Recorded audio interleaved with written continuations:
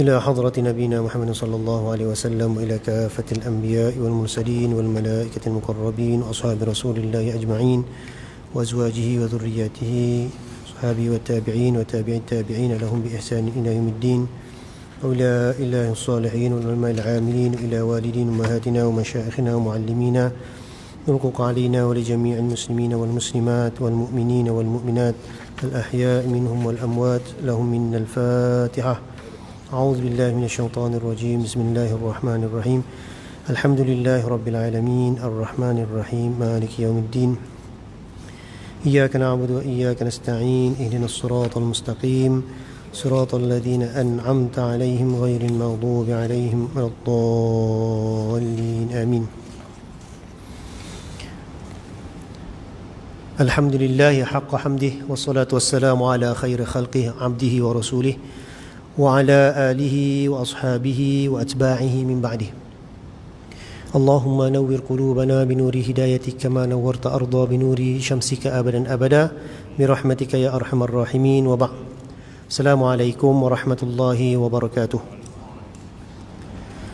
Yang saya kasihi Tuan Imam, Tuan Bilal,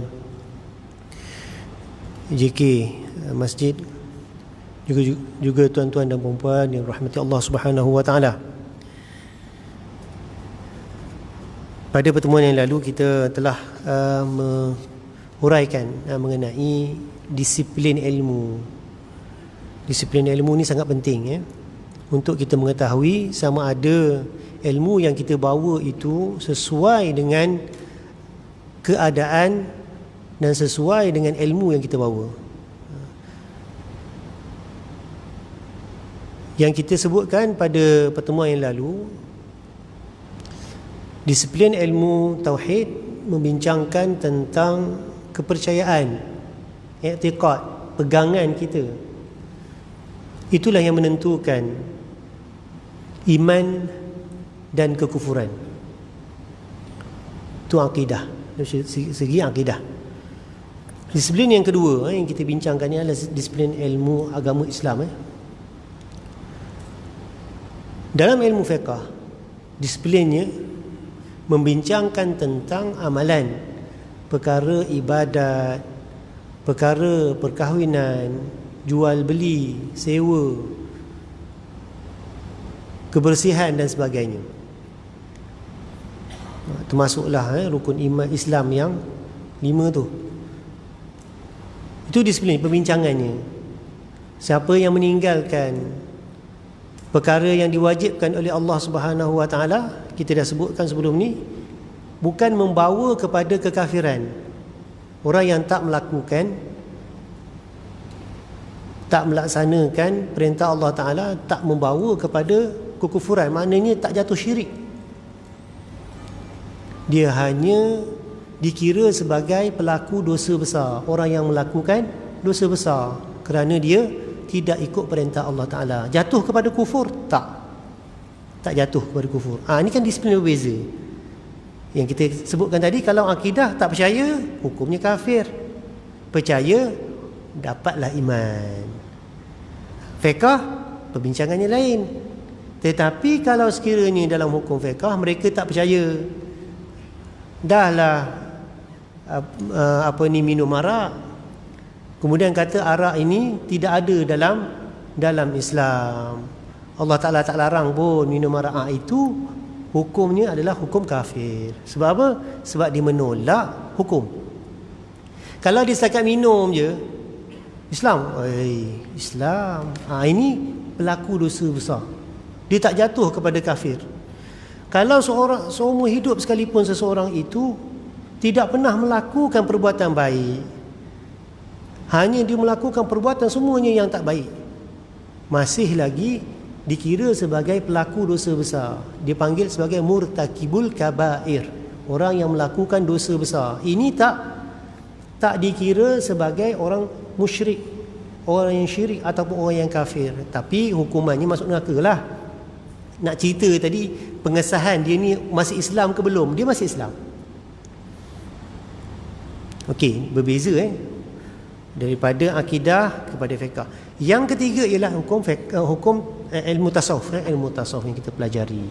Bagaimana kita nak meningkatkan ketakwaan kita kepada Allah Subhanahu wa taala, kan? Allah Taala sebut, ya ayyuhalladzina amanu wa amilus solihat. Orang yang innalladzina amanu wa amilus solihat. Orang yang beriman dan melakukan perbuatan baik. Macam mana nak menjadikan seseorang itu ikhlas dalam perbuatannya? Ini ilmu tasawuf. Ilmu tasawuf ini dia tidak termasuk dalam mana-mana hukum, melainkan kalau sekiranya seseorang itu menolak ilmu tasawuf itu tidak ada dalam Islam, itu terkeluar daripada Islam. Kerana apa? Kerana ilmu tasawuf ini ada dalam Al-Quran, disebut dalam Al-Quran. Orang yang menolak ilmu tasawuf, kata tak ada ilmu tasawuf dalam Al-Quran, terkeluar Islam. Awak tak nak beramal tak apa, kan? Maksudnya awak tanggunglah dosa awak sendiri. Tetapi kalau kita menolak, hukumnya kafir. Kenapa? Kerana dalam Quran ada menyuruh kita supaya khusyuk dalam solat. Ada, kan? Walaupun amalan tersebut kemungkinan ia berbentuk sunat, baca Al-Quran, berzikir, tetapi dia ada disuruh dalam Al-Quran. Perkara sunat kalau kita buat dapat pahala, tak buat tak dapat dosa. Tetapi kalau kita menolak perkara yang sunat, kata tak ada dalam Islam, padahal disebut dalam Al-Quran, terkeluar kita daripada Islam. Itu bahayanya. Tak beramal tak apa, malah saya tak nak berzikir, tak apa. Maksudnya awak tanggung sendirilah, kan? Kalau kesalahan tu kesalahan besar, awak tanggung sendiri. Sebab benda sunat, kan? Macam kita semayang, kan? Bila Allah Ta'ala perintahkan kita, suruh kita semayang, maka kita pun semayang 5 waktu. Markahnya 50. Sebab apa? Kita lulus markah mengerjakan perkara yang difardukan oleh Allah SWT. Markahnya 50/100. Lulus. Siapa yang semayang, markahnya lulus 50%. Macam mana dah dapat 50% lagi? Kena tambah dengan perkara-perkara lain. Apa dia? Khusyuk dalam solat.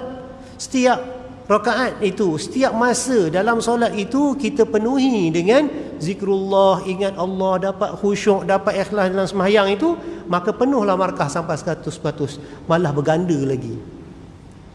Inilah yang diajar dalam ilmu tasawuf. Disiplinnya berbeza. Kalau orang menolak, dikira borong tolak tu.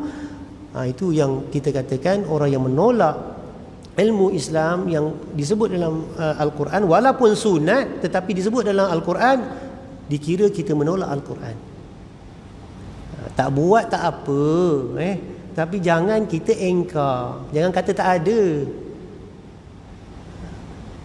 Zikrullah dalam Quran jelas sebut, ya ayyuhallazina amanu uzkurullaha zikran katsira. Zikirlah kamu banyak-banyak. Jangan pula kita kata tak ada zikir-zikir ni, tak ada ni, pandai-pandai je orang tarekat, pandai-pandai buat zikir sendirilah. Tak betul, sebab dalam Quran jelas Allah Taala suruh kita berzikir. Macam mana bentuk berzikir? Itu terpulang ijtihad masing-masing.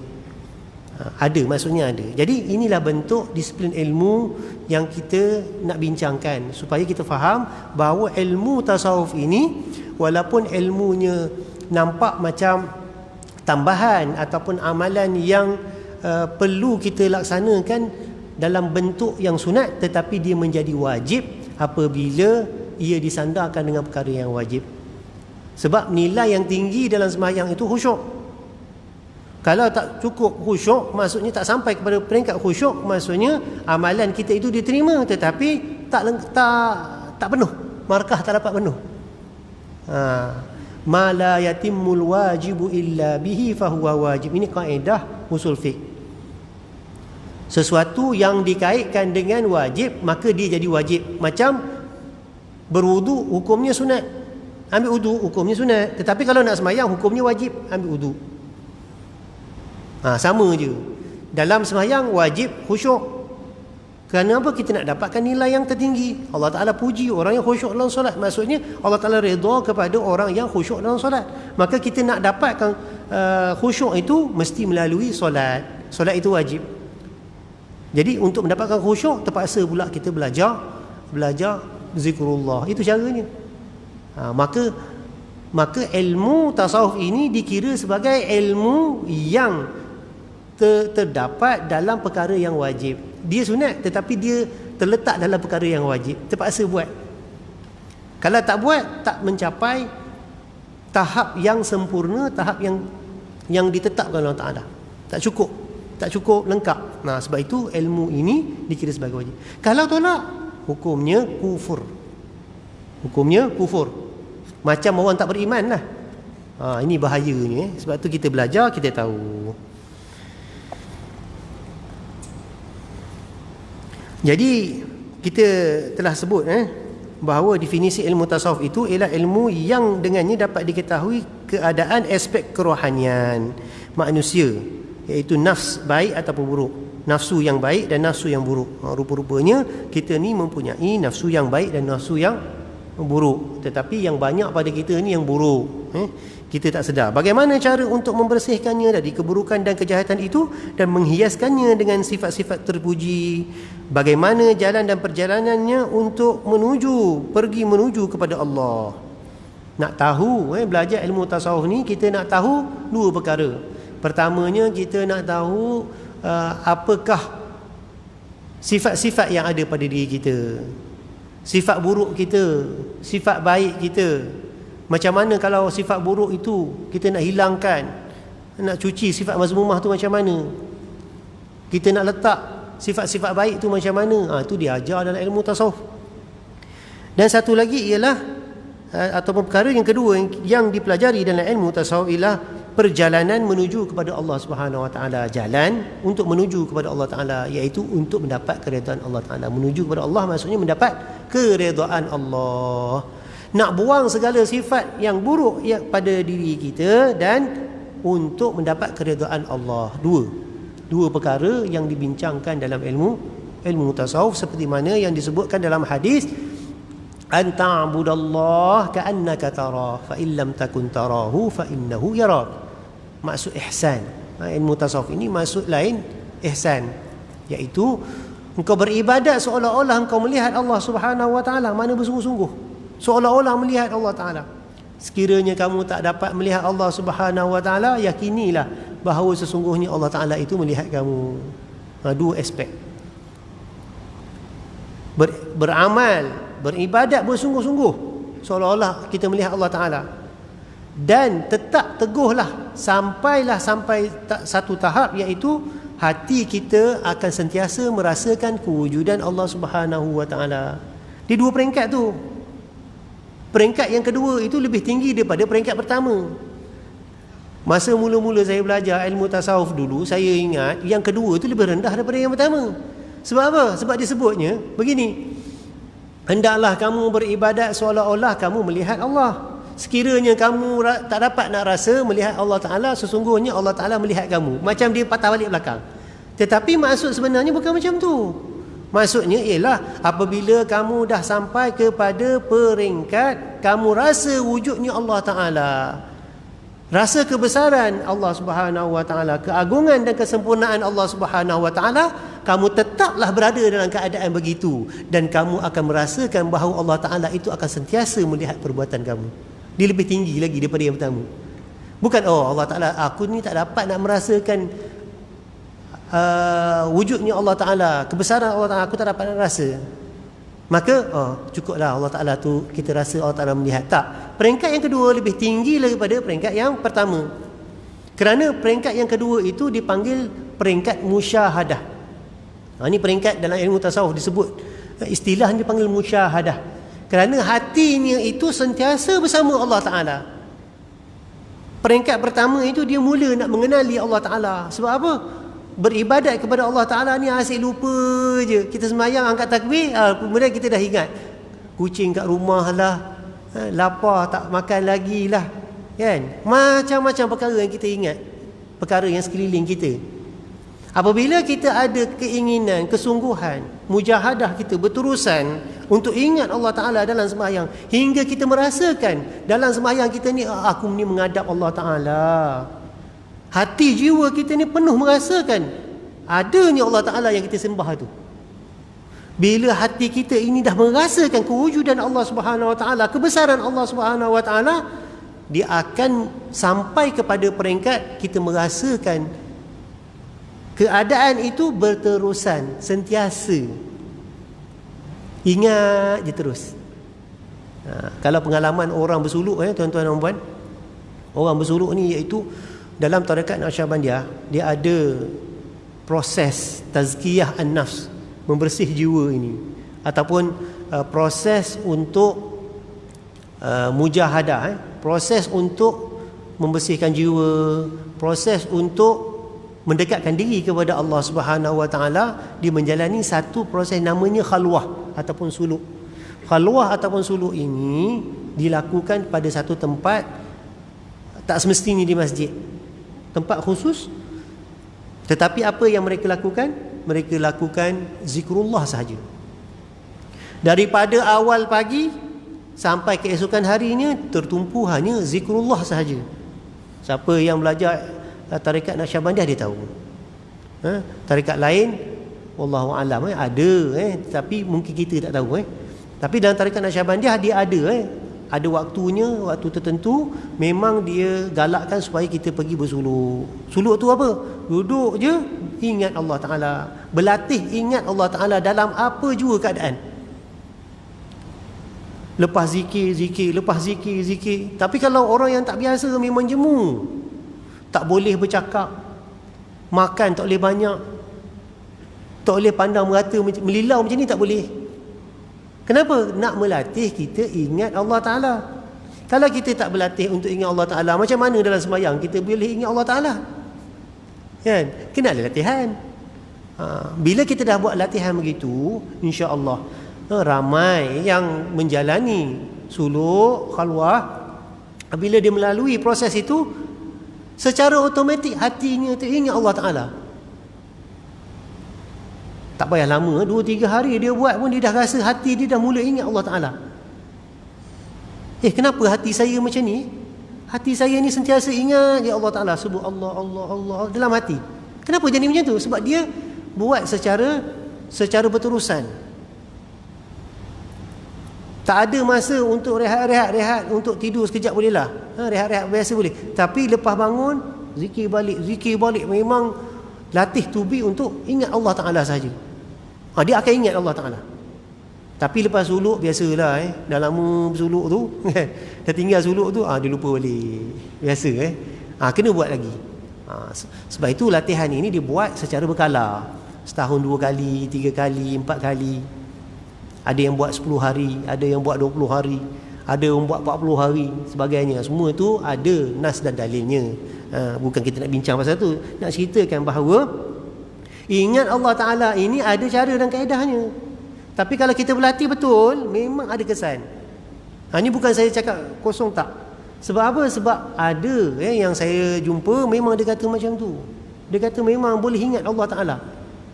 Sebab dengan cara dia berzikir bertubi-tubi tu, 3-4 hari, hati dia tu automatik. Macam mana automatik? Kena lalui lah. Kena lalui.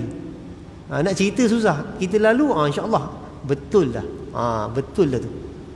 Ini orang cerita orang cerita kat kita. Tapi itulah proses ni memang mencabar, tetapi hasilnya lumayan. Boleh dapat ingat Allah Subhanahu Wa Taala. Jadi definisi ilmu tasawuf itu terbahagi kepada 2, iaitu pertamanya membersihkan jiwa daripada segala kekotoran hati, penyakit hati. Kemudian menyemai sifat-sifat mahmudah, dan yang keduanya ialah mencari jalan untuk keridhaan Allah Subhanahu Wa Taala. Zikir banyak-banyak, ingat Allah Subhanahu Wa Taala pada setiap masa. Ilmu tasawuf itu hanya yang dapat difahami dan dihayati oleh orang tertentu sahaja. Ilmu tasawuf ini orang yang beramal dalam ilmu tasawuf sahaja yang boleh faham. Kalau tak beramal boleh juga, tapi tak faham penuh. Sebab ilmu tasawuf dia tak macam ilmu lain. Ilmu lain kita belajar, kita boleh bayangkan dan kita khayalkan boleh dapat, boleh capai. Contohnya kita belajar tentang akidah tentang wujud Allah Ta'ala. Walaupun kita tak nampak Allah Ta'ala, apabila kita datang hujah mengatakan tentang wujudnya Allah Ta'ala, kita boleh bayangkan maknanya Allah Ta'ala itu wujud. Dengan hujahnya, dengan dalil ni boleh datang. Dalam hukum fiqh, kita beramal sembahyang dan sebagainya. Tetapi dalam ilmu tasawuf, dia kena amal betul. Dia tak boleh teori. Dia bukan macam ilmu fiqh kan, baca Fatihah, sembahyang, baca Fatihah itu cukup lengkap, dah lulus sembahyang. Tetapi dalam ilmu tasawuf, sembahyang, apabila dia melakukan sembahyang, dia kena tambah lagi. Apa dia? Kena ingat betul-betul Allah Ta'ala dalam sembahyang. Dia bukan cerita teori je. Sembahyang ni kena ikhlas, kena khusyuk. Apa dia khusyuk? Khusyuk ni tidak ingat lain selain daripada Allah Subhanahu Wa Ta'ala. Macam mana nak praktiknya? Sebab itu dalam ilmu tasawuf dia ajar macam mana nak praktikkan untuk ingat Allah Subhanahu Wa Ta'ala. Jadi untuk ingat Allah Subhanahu Wa Ta'ala mesti dilatih. Itu dia ilmu tasawuf. Jadi yang memahami ialah orang yang merasai. Orang kata, ada setengahnya mengatakan bahawa apabila kita ini, hati kita dah tertaut kepada Allah Ta'ala, segala perkara, segala bentuk apa yang terlintas pada diri kita dah kita tak hiraukan. Tak hirau kenapa? Kerana kita khusyuk dengan Allah Ta'ala sahaja. Dah dapat Tuhan, apa lagi yang kita nak? Yang kita ni sebab mencari-cari benda yang mahal dalam kehidupan kita, yang paling berguna, yang paling penting dalam kehidupan kita. Bila seseorang itu dah dapat apa yang dia nak, yang dihajati, dia akan rasa lega. Orang yang miskin nak mencari kaya, orang yang dah kaya, dia dah tak peduli kaya dia dah. Dia tak kisah nak pakai motor kecil ke, kereta kecil ke, dia tak kisah sebab dia dah terlalu kaya. Kita dengan Allah Subhanahu Wa Ta'ala, bila kita dapat Allah Subhanahu Wa Ta'ala, hati kita tertawa kepada Allah Subhanahu Wa Ta'ala, kita dah tak peduli yang lain selain daripada Allah Subhanahu Wa Ta'ala, tak peduli dah. Tetapi nak dapat ke situ, kenalah mujahadah, kena berusaha buang segala sifat-sifat mazmumah yang ada pada diri kita. Di antara jalannya ialah dengan kita membuangkan segala sifat-sifat mazmumah tadi. Macam mana nak kenal? Itu akan disebutkan nanti.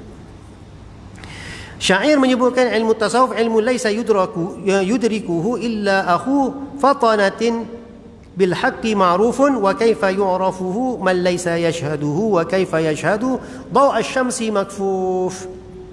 Ilmu tasawuf tidak akan dapat kecuali orang yang berilmu dan kenal Allah Ta'ala.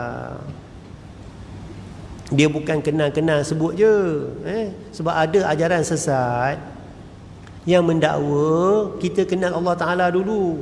Kita kenal diri kita, kenal Allah Ta'ala. Dia panggil ajaran hakikat. Hakikat insan lah, macam-macam lah nama dia. Hakikat insan, hakikat ataupun ma'rifatullah dan sebagainya. Itu sebenarnya ada setengah yang menggunakan istilah-istilah ini untuk mengelirukan orang ramai. Dan orang percaya, itu ajaran sesat sebenarnya. Kalau kita tak belajar, kita tak tahu. Rupa-rupanya dia menggunakan istilah untuk mengelirukan orang ramai. Jadi hati-hati. Yang saya tengok trend sekarang ni, dia menggunakan istilah apa? Hakikat ma'rifatullah. Hakikat, sikit-sikit hakikat, sikit-sikit hakikat. Lepas tu ma'rifatullah pula. Kalau kita nak sembah Allah, kita kena kenal diri dulu. Cuba cerita kat kita, nak kenal diri tu macam mana? Tak kerti jawab dia. Dia sembang nak kenal diri tu macam mana? Dalam Islam betul nak kenal diri. Tahulah diri kita ni banyak dosa. Bila dah tahu banyak dosa, kena buat apa tuan-tuan? Kenalah bertaubat. Tak diajar taubatnya. Dia kata, orang semua ni tak kenal Tuhan. Sebab apa? Tak kenal diri. Itu je dia pusing. Orang tak faham sebab apa? Tak kenal diri. Sebab tu tak kenal Tuhan. Yang kita nak buat ni kenal Tuhan dulu. Yang lain-lain ni tak berapa penting. Yang penting kenal Tuhan dulu. Betul dia sebut. Macam mana nak kenal Tuhan? Cuba tanya. Jarang orang tanya. Lepas tu dia pusing lagi. Dia pusing pula. Ini ajaran sesat ni. Kalau banyak sangat yang menceritakan tentang ma'rifatullah, hakikat, kenal Tuhan dulu, kenal Tuhan dulu, tu hati-hati tuan-tuan. Saya dah pernah jumpa Tiba-tiba je ada orang tanya kat saya kan tentang tauhid. Apa yang awak tahu tentang tauhid? Saya kata ini mesti ajaran sesat. Sebab apa? Jarang orang tanya kita tiba-tiba nak tanya tentang tauhid, betul tak? Ataupun tanya tentang semayang kita. Awak tahu sebenarnya awak tahu tak apa hakikat semayang? Tiba-tiba je tanya kat kita gitu. Hati-hati tuan-tuan dan puan. Dia nak bawa kita ke alam lain. Biasa kalau benda tu ditanya kawan kita lama kan, sebenarnya awak selama ni semayang macam mana Yelah saya semayang, kita cerita betul kan, semayang ambil wudu, cara semayang begini. Oh, dia kata itu luaran saja. Nampak? Dia akan bawa sampai orang tak semayang. Itulah hakikat semayang. Saya tak nak cerita tentang ajaran sesat, tapi saya nak beri hint. Maknanya nak beri gambaran bahawa orang yang nak bawa kepada ajaran sesat ni, dia menggunakan istilah-istilah agama untuk seret kita kepada. Sebab itu pentingnya ilmu. Mesti kita kena belajar ilmu. Dia mudahnya orang tarik tentang ma'rifatullah ni, orang tertarik dengan ma'rifatullah, orang tertarik kepada kenal diri, orang tertarik kepada hakikat dan sebagainya. Kerana apa? Nak kenal Allah Ta'ala. Nak kenal Allah Ta'ala ni sebenarnya bukan jalan yang biasa orang lalu. Dia akan kelentung, pusing. Sebenarnya yang betulnya belajar dengan cara yang betul, tarekat yang betul. Negeri Sembilan insya-Allah. Dia ada nikmat tarekat, insya-Allah. Kalau pergi mana-mana tarekat yang berdaftar dengan Jabatan Mufti, insya-Allah betul. Tak ada masalah. Dipantau. Kalau yang lain-lain tu hati-hati tuan-tuan. Terutamanya di media sosial. Di Facebook banyak tuan-tuan. Kalau nak disenaraikan banyak. Jadi kita sendirilah macam slogan COVID kita kan, kita jaga kita kan. Terpaksa kena bawa mask, kena bawa sejadah. Kita jaga kita.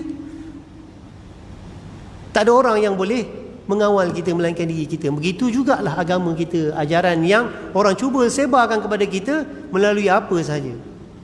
Jadi kita kena jaga diri kita. Kena belajar ilmu. Penting ilmu ni. Sekurang-kurangnya untuk diri kita. Bagaimana orang yang tidak melihatnya boleh mengenalinya? Bagaimana orang yang tidak melihatnya boleh mengenalinya? Kita diajar, zaman sekarang ni zaman sains, teknologi. Semuanya nak pembuktian. Tak nampak, tak rasa, tak ada. Tak nampak, tak dapat dirasa oleh panca indera, itu tak ada, tak wujud. Jadi Allah Ta'ala wujud tak? Tak wujud lah. Sebab itu banyak aliran yang sekarang ni yang sedang dianuti oleh masyarakat yang tak belajar agama ini. Mereka percaya kepada pegangan bahawa tidak ada Tuhan. Sebab tak nampak, tak boleh dirasai oleh panca indera. Jadi Tuhan tak wujud. Ini yang berlaku. Macam mana kita nak kenal Tuhan? Sebab kita tak dapat melihatnya. Macam mana nak kenal? Jadi dalam ilmu tasawuf kita dapat rasa wujudnya Allah Subhanahu Wa Taala. Bagaimana ia dapat melihat sedangkan cahaya matahari tertutup rapat? Maksudnya apa? Apabila Allah Subhanahu Wa Taala, wa kaifa yashhadu dawu asy-syamsi makfufun. Allah Subhanahu Wa Taala nak melihat Allah Subhanahu Wa Taala ini bukan dengan panca indera. Kalau ulama membincangkan melihat Allah Subhanahu Wa Taala dengan mata hati, itu namanya musyahadah. Kenal Allah, kenal sifat keagungan Allah Subhanahu Wa Taala, bukan dapat melihat Allah Taala. Kenal Allah Ta'ala di dunia ini bukan kita nampak Allah Ta'ala, bukan boleh kita bayang-bayangkan Allah Ta'ala, tak. Kenal Allah Subhanahu Wa Ta'ala, hati kita ini merasakan wujudnya, merasakan kebesarannya, merasakan kesempurnaannya. Itu yang dipanggil musyahadah. Itu yang disebut sebagai kenal Allah Ta'ala. Rasa kewujudan Allah Subhanahu Wa Ta'ala. Bukan kata Allah Ta'ala ada tangan, ada kaki, ada mata, ada muka. Itu zahir. Takkan Tuhan macam kita. Tak munasabah, tak masuk akal kita. Tuhan lebih mulia daripada apa yang kita gambarkan. Laisa kamitslihi syai'. Allah Ta'ala tak seumpama dengan makhluknya. Dia lebih mulia, kan? Maka apa yang terjadi, yang Allah Ta'ala jadikan kepada kita ini, supaya kita dapat mengetahui bahawa dialah Tuhan yang menjadikan kita. Kalau kita lihat wa fi anfusikum afala tubsirun, itu tanda kebesaran Allah Subhanahu Wa Taala. Cukuplah kamu melihat diri kamu, pelbagai bukti yang mengatakan bahawa diri kamu itu Allah Taala yang menjadikan. Mata kamu, berapa banyak cahaya yang boleh masuk dalam mata kamu tu, dia boleh kontrol, kan? Kita belajar, kalau belajar sains tu, mata kita ni, anak mata kita ni boleh kontrol banyak mana cahaya boleh masuk dalam mata. Kalau waktu gelap yang hitam, saya lupa dah, yang hitam tu dia membesar ke mengecil, saya pun lupa dah. Maksudnya dia boleh kontrol. Siapa yang kontrol? Kita kontrol ke? Bernafas, kita bernafas, jantung kita berdegup, kita kontrol ke? Tak. Sistem pencernaan dalam perut kita kontrol ke? Darah kita kontrol ke? Mustahil kita ini menjadikan diri kita. Tak ada yang menjadikan diri kita ni perkara yang sangat mustahil. Kerana apa? Kerana setiap benda yang kita lihat sekeliling kita ini, kita mengatakan bahawa ada penciptanya. Kita pula yang Allah Ta'ala jadikan begitu unik, dengan matanya, dengan pendengaran telinganya, kita kata tak ada yang menjadikan kita. Tak masuk akal, tuan-tuan. Tak masuk akal. Tiba-tiba je meja ni ada dekat depan ni. Kita masuk dalam masjid, tiba-tiba je ada meja dekat depan ni. Kita kata, memang macam tu. Memang tiba-tiba je. Tak, mustahil. Kita masuk, mesti kita kata ada orang letak meja kat sini. Itu meja, kewujudan meja yang tak ada fungsi ni, yang tak boleh hidup ini pun kita kata dia tak boleh jadikan dirinya sendiri dan tak boleh jadi tiba-tiba kita katakan bahawa kewujudan kita ini yang sangat unik ini jadi tiba-tiba. Oh, mustahil, tak masuk akal, tuan-tuan. Itu secara mudah untuk kita faham tentang kewujudan Allah Subhanahu Wa Taala. Maka dengan panca indera kita, tak boleh kita nak kenal Allah Subhanahu Wa Taala. Yang mengenal Allah Subhanahu Wa Taala itu hati kita. Akal menunjukkan bahawa adanya Tuhan, tetapi hati kita yang mengiyakan. Sebab itu iman itu di hati. Rasulullah SAW menyebarkan Islam di dalam kalangan orang Quraisy. Untuk percayakan orang Quraisy wujudnya Allah Subhanahu Wa Taala, yang tidak ada seumpama dengannya, itu tak masuk akal dia. Tak masuk akal dia. Sebab itu iman itu di hati. Faham tu di hati, bukan di akal. Kalau ikut akal, memanglah. Sebab semua perkara yang masuk akal saja yang boleh ditimbangkan. Tapi kalau betul-betul tajam akalnya, dia boleh faham. Tapi kadang-kadang tak nak faham juga. Yalah, benda, sebab itu Nabi datang bawa mukjizat, kan? Bawa mukjizat belah bulan ni. Nak mengatakan bahawa aku bawa ni benda betul. Tak ada manusia yang boleh belah bulan. Aku boleh belah bulan pun tak percaya juga, tuan-tuan. Kata sihir pula. Inilah maksudnya apa? Maksudnya mereka tak nak menggunakan akal untuk mereka fahami. Tajuk ilmu tasawuf ialah pembersihan dan penyucian perbuatan-perbuatan atau amalan-amalan hati dan juga amalan-amalan anggota zahir. Jadi perbincangan dalam ilmu tasawuf ialah macam mana kita nak membersihkan dan menyucikan perbuatan dan amalan hati. Perbuatan kita, perbuatan yang lintasan hati. Amalan hati ni maksudnya sangkaan kita, emosi kita. Kerana apa? Amalan-amalan hati inilah yang akan tempiaskan amalan-amalan tersebut pada zahir. Kita benci kepada orang, muka kita pun tarik. Kita tarik muka disebabkan kita benci daripada hati. Kita tak akan membenci orang, kita tak akan tarik muka orang kalau sekiranya di hati kita ni baik. Bila ada rasa tak senang hati dengan orang, kita pun tarik muka, toleh muka. Sebab apa? Datang daripada hati, perbuatan hati. Jadi untuk itu maka dalam ilmu tasawuf dia mendidik hati, kerana hati itulah yang akan mencerminkan perbuatan. Tapi bukan semua perkara yang hati mencerminkan perbuatan. Kerana orang munafik dia berjaya terbalikkan konsep, menzahirkan yang baik, menyimpan perkara yang buruk dalam hati. Wa idza qamu ila sholati qamu kusala yura'una an-nas wa la yadhkuruna Allah illa qalila. Sembahyang tu baik tuan-tuan, tetapi orang munafik ni dia sembahyang. Allah Ta'ala sifatkan bahawa sembahyang mereka ini sembahyang orang yang malas. Sembahyang orang malas ni maksudnya apa? Sebenarnya aku tak nak sembahyang, tapi nak kena tunjuk ke orang ni, aku ni rajin sembahyang. Nak tunjukkan pakaian aku hebat, aku pergi awal masjid, pergi tolong imam, cuci masjid dan sebagainya. Menampakkan yang zahir, belum mencerminkan yang batin. Wa idza qamu ila sholati qamu kusala. Mereka melaksanakan ibadat itu tetapi sebenarnya mereka menyembunyikan sesuatu. Apa? Yura'unan nas, nak tunjuk kepada orang bahawa dia ni baik. Oh bagusnya lah orang ni, memang baiklah. Dia nak menunjuk-nunjuk. Antara ciri-ciri lain ialah mereka ini nampak macam beramal banyak, berzikir. Wala yazkurunallaha illa qalila. Padahalnya mereka berzikir itu nak tunjuk-tunjuk je, dan sikit berzikirnya.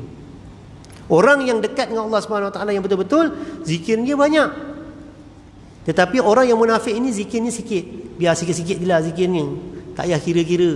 Sebab kira-kira ni Nabi tak kira. Ni banyak masalah. Isu semasa ni macam-macam. Zikir pun tak boleh pakai tasbih. Orang katanya Nabi tak pakai tasbih. Kira mana ada Nabi suruh zikir sampai 1,000, 2,000. Betul lah. Cuba tak pakai tasbih. Tuan-tuan, cuba praktis. Kita berzikir pakai tasbih dengan berzikir tanpa tasbih. Tanyalah siapa-siapa. Kalau saya praktis sendiri kan, kalau saya pegang tasbih tu, at least sekurang-kurangnya bila kita petik tu tasbih tu, kita rasa bahawa kita nak berzikir. Tapi kalau tasbih tu kita letak tepi, tuan-tuan, saya macam tuan-tuan juga sama je, merewang, tak ke mana-mana pergi, pegang sekurang-kurangnya pegang tasbih lagi. Oh, aku pegang tasbih nak berzikir sebenarnya ni. Petik sekali, ingat benda lain banyak kali. Bayangkan kalau berzikir tak payah pegang tasbih, letak begitu je, kita berzikir je. Boleh tuan-tuan? Tak boleh. Saya cuba, saya tak boleh lah. Tak tahulah kalau tuan-tuan lagi hebat, pernah berzikir tanpa tasbih. Saya tak tahulah kan. Tapi yang saya pernah cuba, zikir tanpa tasbih ini, kalau untuk permulaan memang susah. Tapi kalau dah biasa tuan-tuan, memanglah hati tu ingat Allah Ta'ala je. Tanpa tasbih pun di jalan juga zikir kan. Tapi untuk mula-mula tuan-tuan, susah. Bawa kereta kan, kadang-kadang kita bawa kereta ni kan, bukan tasbih. Sekarang ni digital, tasbih digital, senang kan. Kalau dulu bukan tasbih panjang, tarik 1, 2, 3 kan, bawa kereta bahaya juga kan. Tapi sekarang ni tik tik tik tik tik kan, zikir tu kan. Bila kita tekan tu tak berzikir, aku tekan kenapa kan? Mesti nak berzikir. Bukan nak tengok nombor tu berapa kan. Kadang-kadang tengok jugalah, dah banyak ni contoh kan. Sekurang-kurangnya ada zikirnya. Kalau tak pakai langsung, subhanallah, subhanallah, subhanallah. Lepas tu pasang lagu habis. Dengar-dengar. Ni kalau pegang macam ni, boleh ingat Allah Ta'ala lebih baik lah. Tentu lebih baik. Dia mengikat. Tasbih ini dia sebenarnya mengikat kita untuk ingat Allah Ta'ala. Bukan kita jadikan dia nak sembah dia.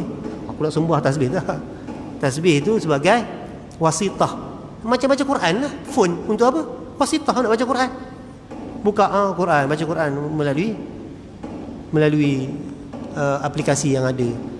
Bukan kita sembah benda ni kan. Tu kena faham. Jadi isu tak ada sebenarnya, isu di situ Buah atau kesan ilmu tasawuf ialah bersihkan hati dan makrifah tentang perkara yang gaib secara zauq, wujdan dan dapat kemenangan di akhirat serta kejayaan mendapat keredaan Allah. Kebahagiaan yang abadi, terang hati dan suci, bersih sehingga dapat terbuka hijabnya tentang perkara-perkara yang amat rahsia dan berharga, dapat musyahadah perkara-perkara yang menakjubkan, dan dapat pula melihat dengan jelas perkara-perkara yang tidak dapat dipandang oleh penglihatan mata hati orang lain. Maksudnya ilmu tasawuf ini dia akan membuahkan hasil, iaitu kita dapat kenal Allah Subhanahu Wa Taala daripada sifat-sifat ni. Kita tak boleh nak kenal Allah Ta'ala secara hakikat, tak boleh. Kita dapat kenal Allah Subhanahu Wa Ta'ala itu hanya dengan sifat-sifat dia. Sifat kesempurnaan dia, sifat keagungannya. Bila kita sebut tentang nama Allah Ta'ala, sifat Allah Ta'ala terkesan pada jiwa kita. Ini yang dimaksudkan dengan musyahadah. Ingat Allah Subhanahu Wa Ta'ala betul. Nampak Allah Ta'ala saja. Apa yang berlaku ni semua nampak Allah Ta'ala saja yang menjadikan perkara-perkara sekeliling kita. Itu tujuan dalam ilmu tasawuf. InsyaAllah akan datang kita akan sambung berkaitan dengan kelebihan ilmu tasawuf. Wallahu a'lam. A'udzu billahi minasyaitonir rajim. Bismillahirrahmanirrahim. Wassalatu wassalamu ala asyrafil anbiya'i wal mursalin sayyidina Muhammad wa ala alihi washabbihi ajma'in. Allahumma ighfir lana warhamna li abaina wa ummahatina wa masyayikhina wa muallimina wa qulina wa jami'il muslimin wal muslimat wal mu'minina wal mu'minat al ahya'i minhum wal amwat. اللهم فرج كرب المكروبين واقض الدين المدينين وسع عبادك المكلين واكتب النجاح الامتحانين واشف المرضى وعافي المبتلى ورد شاردنا اليك. ربنا آتنا في الدنيا حسنه وفي الاخره حسنه وقنا عذاب النار. وصلى الله على سيدنا محمد وعلى اله وصحبه اجمعين. سبحان ربك رب العزه عما يصفون وسلام على المرسلين والحمد لله رب العالمين. والله اعلم. السلام عليكم ورحمه الله وبركاته.